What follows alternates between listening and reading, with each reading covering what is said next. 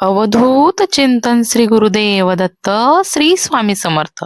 स्वामी भक्तांनो, आपल्या प्रत्येकाच्या घरात एक ना एक अशी गोष्ट असते जी आपण फारसा विचार न करता ठेवून देतो, पण कधी कधी त्या छोट्या गोष्टींचा आपल्या जीवनावर मोठा परिणाम होत असतो. आजचा विषय देखील तसाच आहे. तो म्हणजे घरात असलेल्या गणपती बाप्पांच्या मूर्ती, फोटो किंवा पेंटिंग कुठे ठेवावेत. कारण अनेकदा असं होतं, आपल्या घरामध्ये आधीपासून देवघरात गणपती बाप्पांची मूर्ती ही असतेच, पण एखादा सण येतो, एखादा वाढदिवस असतो, एखादा कार्यक्रम असतो किंवा कुणी पाहुणे घरी येतात आणि ते प्रेमाने आपल्याला गणपती बाप्पाचा फोटो, मूर्ती किंवा पेंटिंग भेट म्हणून देऊन जातात. आता त्यावेळी आपण आनंदाने ती भेटवस्तू स्वीकारतो, पण नंतर मनात एक प्रश्न निर्माण होतो, ही मूर्ती ठेवायची कुठे? देवघरात आधीच गणपती बाप्पा आहेत, मग ही नवी मूर्ती किंवा फोटो कुठे ठेवायचा? काही जण काय करतात माहित आहे, ते त्या मूर्ती कपाटात ठेवतात किंवा बॉक्समध्ये ठेवून देतात. पण मित्रांनो, देवाची प्रतिमा असलेली वस्तू कधीही दुर्लक्षित ठेवू नये. वास्तुशास्त्रानुसार घरात ठेवलेली देवाची प्रत्येक प्रतिमा ही सकारात्मक ऊर्जा निर्माण करत असते. विशेष करून गणपती बाप्पा. गणपती बाप्पाला शास्त्रात विघ्नहर्ता, बुद्धिदाता आणि मंगलमूर्ती असं म्हटलं आहे. म्हणूनच आज आपण जाणून घेणार आहोत, घरामध्ये गणपती बाप्पाचे वेगवेगळे फोटो किंवा मूर्ती कुठे ठेवाव्यात, त्याचा काय फायदा होतो आणि वास्तुशास्त्रानुसार योग्य दिशा कोणती आहे. मित्रांनो, सगळ्यात आधी आपण स्वयंपाकघराविषयी बोलूया. कारण घरातील सर्वात महत्वाचं स्थान म्हणजे स्वयंपाकघर. आपल्या घरात तयार होणारं अन्न हे केवळ अन्न नसतं, ते आपल्या कुटुंबाच्या आरोग्याशी, आनंदाशी आणि समृद्धीशी जोडलेलं असतं. वास्तुशास्त्रानुसार जर तुमच्याकडे असा गणपती बाप्पाचा फोटो असेल, ज्यामध्ये गणपती बाप्पाच्या समोर मोदक ठेवलेले आहेत, नैवेद्य ठेवलेला आहे किंवा अन्न पदार्थ दिसत आहेत, तर असा फोटो स्वयंपाकघरामध्ये लावणं अत्यंत शुभ मानलं जातं. कारण गणपती बाप्पा हे संपन्नतेचे आणि समृद्धीचे प्रतीक मानले जातात. असं म्हणतात की ज्या घरात अन्नाची कदर केली जाते आणि जिथे देवाचे स्मरण करून अन्न तयार केलं जातं, त्या घरात कधीही अन्नाची कमतरता भासत नाही. म्हणून जर तुमच्याकडे असा फोटो असेल, तर तो स्वयंपाकघरातील एखाद्या स्वच्छ भिंतीवर लावा आणि रोज स्वयंपाक सुरू करण्यापूर्वी एक क्षण थांबा आणि मनापासून म्हणा, गणपती बाप्पा, आजच्या अन्नाला तुमचा आशीर्वाद असू द्या. मित्रांनो, या छोट्याशा कृतीमुळे घरात एक वेगळीच सकारात्मक ऊर्जा निर्माण होते. आता दुसरी एक महत्वाची जागा, ती म्हणजे मुलांची अभ्यासाची जागा. आजकाल अनेक पालकांची एक मोठी चिंता असते, मुलांचं मन अभ्यासात लागत नाही, एकाग्रता राहत नाही. मोबाईल, टीव्ही, गेम्स यामुळे मुलं अभ्यासापासून दूर जात आहेत. अशा वेळी वास्तुशास्त्र एक सुंदर उपाय सांगतं. जर तुमच्याकडे शांत, स्थिर मुद्रेमध्ये बसलेले गणपती बाप्पाचे चित्र किंवा मूर्ती असेल, तर ती मुलांच्या अभ्यासाच्या जागेजवळ ठेवा.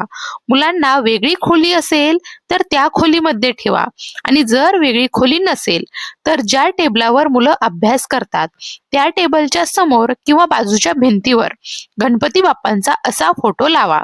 कारण गणपती बाप्पाला बुद्धीचा अधिपती असं मानलं जातं. विद्या, ज्ञान आणि स्मरणशक्ती यासाठी गणपतीची कृपा अत्यंत महत्वाची मानली जाते. म्हणूनच प्राचीन काळात कोणताही अभ्यास सुरू करण्यापूर्वी विद्यार्थी प्रथम म्हणायचे, श्री गणेशाय नमः. मित्रांनो, मुलांना रोज सकाळी किंवा अभ्यास सुरू करण्यापूर्वी गणपती बाप्पाला नमस्कार करण्याची सवय लावा. यामुळे मुलांचं मन शांत होतं, एकाग्रता वाढते आणि अभ्यासात देखील प्रगती दिसू लागते. आता पुढची जागा आहे घराचा हॉल. हॉल म्हणजे घराचं हृदय असतं. घरात येणारे पाहुणे सर्वात आधी हॉलमध्येच बसतात.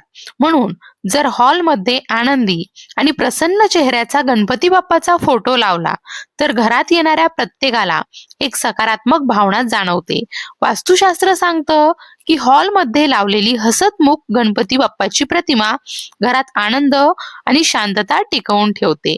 पण एक गोष्ट लक्षात ठेवा, गणपती बाप्पाचा फोटो दक्षिण भिंतीवर लावणे टाळावं. इतर कोणत्याही दिशेला तो तुम्ही लावू शकता. मित्रांनो, आता आपण एक महत्वाचा प्रश्न पाहूया. तो म्हणजे घराच्या मुख्य दरवाजावर गणपती बाप्पाचा फोटो लावावा का? कारण या विषयावर अनेक लोकांच्या वेगवेगळ्या मतांचा गोंधळ दिसतो. काही जण म्हणतात लावावा, काही जण म्हणतात लावू नये. पण वास्तुशास्त्र सांगतं की घराच्या मुख्य प्रवेशद्वारावर गणपती बाप्पाची प्रतिमा लावणे अत्यंत शुभ मानलं जातं. कारण गणपती बाप्पा हे विघ्नहर्ता आहेत. असं मानलं जातं की घराच्या प्रवेशद्वारावर गणपती बाप्पांची प्रतिमा असेल तर घरात येणारी नकारात्मक ऊर्जा आत प्रवेश करू शकत नाही. घरात फक्त मांगल्य, आनंद आणि सकारात्मकता प्रवेश करते. मित्रांनो, घराच्या प्रवेशद्वारावर गणपती बाप्पांची प्रतिमा लावल्यामुळे केवळ सजावट होत नाही, तर त्यामागे एक अतिशय खोल आध्यात्मिक अर्थ देखील दडलेला आहे. प्राचीन ग्रंथामध्ये असं सांगितलं जातं की घरात येणारी प्रत्येक ऊर्जा सर्वात आधी मुख्य दरवाजातूनच प्रवेश करते. ही ऊर्जा कधी सकारात्मक असते तर कधी नकारात्मक देखील असू शकते.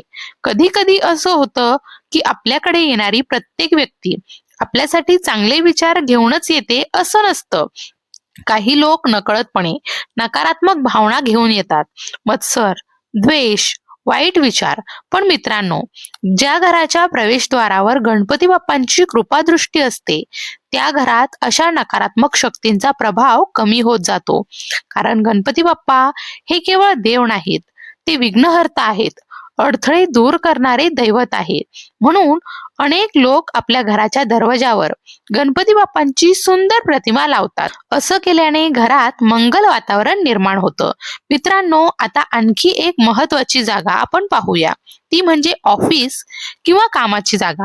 आजच्या काळात अनेक लोक ऑफिसमध्ये काम करतात. काही जण स्वतःचा व्यवसाय करतात आणि प्रत्येकाला आपल्या कामात प्रगती व्हावी असं वाटत असतं. अशा वेळी गणपती बाप्पाची प्रतिमा तुमच्या कार्यस्थळी ठेवणे खूप शुभ मानलं जातं. जर तुमचं ऑफिस असेल तर तुमच्या टेबलवर एक छोटीशी गणपती बाप्पाची मूर्ती ठेवू शकता किंवा तुमच्या केबिनमध्ये एखादा फोटो लावू शकता. यामुळे मनात एक वेगळीच प्रसन्नता निर्माण होते. तुम्ही लक्ष दिलं असेल, मोठमोठ्या उद्योगपतींच्या ऑफिसमध्ये सुद्धा गणपती बाप्पांची मूर्ती किंवा फोटो असतो. कारण त्यांना माहीत असतं कामाची सुरुवात ही विघ्नहर्त्याच्या स्मरणाने केली जाते. तर कामाची सुरुवात ही विघ्नहर्त्याच्या स्मरणाने झाली तर काम यशस्वी होण्याची शक्यता वाढते. मित्रांनो, गणपती बाप्पाची एक सुंदर गोष्ट सांगितली जाते. एकदा एका व्यापाऱ्याच्या आयुष्यात खूप अडचणी येत होत्या. व्यवसायात सतत तोट्यात जात होता. त्याने अनेक प्रयत्न केले, नवे उपाय केले, पण परिस्थिती काही सुधारत नव्हती.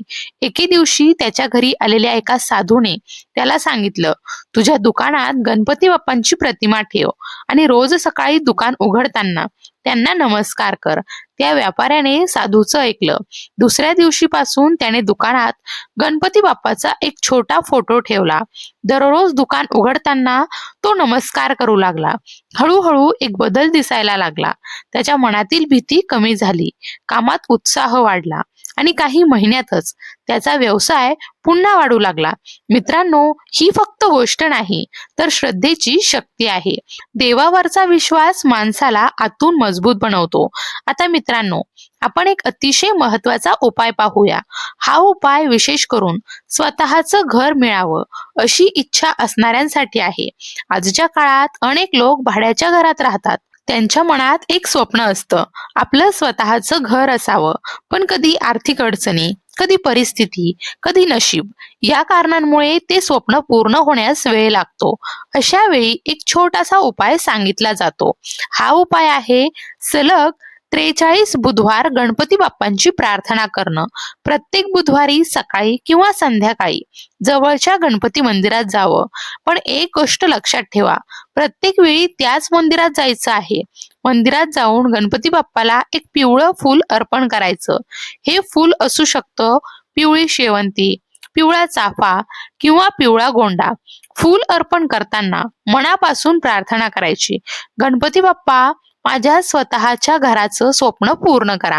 मित्रांनो, हा उपाय श्रद्धेने आणि विश्वासाने सलग 43 बुधवार केल्यास असं मानलं जातं, घर मिळण्यात येणारे अडथळे दूर होऊ लागतात. आता आणखी एक उपाय आहे, जो विशेष करून घरातील स्त्रियांसाठी सांगितला जातो. कारण घरातील स्त्री हीच घराची खरी शक्ती असते. तिला घरातील प्रत्येकाची चिंता असते. मुलाच्या शिक्षणाची, नवऱ्याच्या नोकरीची, घराच्या आर्थिक स्थितीची. कधी-कधी या सगळ्या गोष्टींमुळे मनात चिंता वाढते. अशा वेळी एक छोटासा उपाय सांगितला जातो. दर एकादशीला गणपती मंदिरात जावं आणि गणपती बाप्पाला 3 कृष्णकमळ अर्पण करावेत. असं मानलं जातं की या उपायाने कुटुंबातील अडचणी हळूहळू कमी होतात. घरात शांतता आणि समाधान वाढतं. मित्रांनो, एक गोष्ट कायम लक्षात ठेवा. कोणताही उपाय केल्यावर त्याचा परिणाम लगेच दिसेलच असं नाही. जसं आपण आज एखादं बी लावलं तर दुसऱ्याच दिवशी झाड उगवत नाही, त्याला वेळ लागतो. तसंच दैविक उपायांचा देखील परिणाम दिसण्यासाठी काही काळ लागतो. म्हणूनच जर तुम्ही एखादा उपाय सुरू केला तर तो किमान 6 महिने तरी नियमित करा. श्रद्धा, संयम आणि सातत्य या 3 गोष्टी असतील तर देवाची कृपा नक्कीच मिळते. मित्रांनो, घरात रोज सकाळी किंवा संध्याकाळी थोडा वेळ देवाचं स्मरण करा. धूप लावा, दिवा लावा आणि मनापासून म्हणा, गणपती बाप्पा मोरया. यामुळे घरातलं वातावरण आपोआप शांत आणि मंगलमय होतं. मित्रांनो, ही माहिती तुम्हाला उपयोगी वाटली असेल तर कमेंटमध्ये नक्की लिहा, गणपती बाप्पा मोरया. तुमची श्रद्धा हीच तुमची सर्वात मोठी शक्ती आहे. आणि लक्षात ठेवा, ज्या घरात देवाचं स्मरण असतं त्या घरात आनंद आणि समाधान कायम राहतं. भिवू नकोस, स्वामी सदैव पाठीशी आहेत.